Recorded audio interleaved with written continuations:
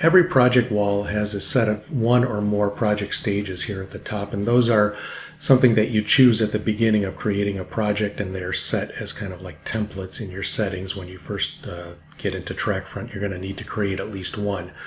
So what this does is just communicate what are the various stages of a particular project, and you may tailor these however you want in your settings and set these up so they make sense for your business. It's just a simple way to communicate with your clients which stage a particular project may be in at any given time.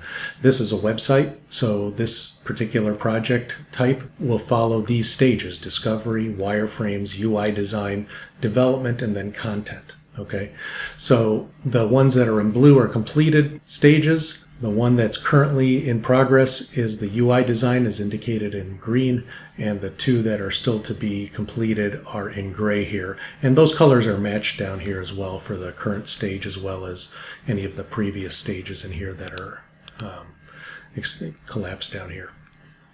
So over on the right side here, you can collapse or expand this menu if you want, but it gives you some of the project details which you can update as needed at the beginning or throughout your project.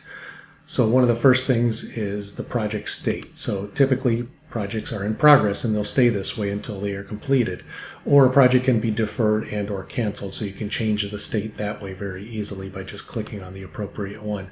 You can also manually change the project stages, whichever one it's in. You can move from UI design to development by simply clicking on development, and it will advance the stage that way. The next are the due dates. So one of the things you can do here is the start date is always automatically entered in here, and you can change it and put in a later date if you want.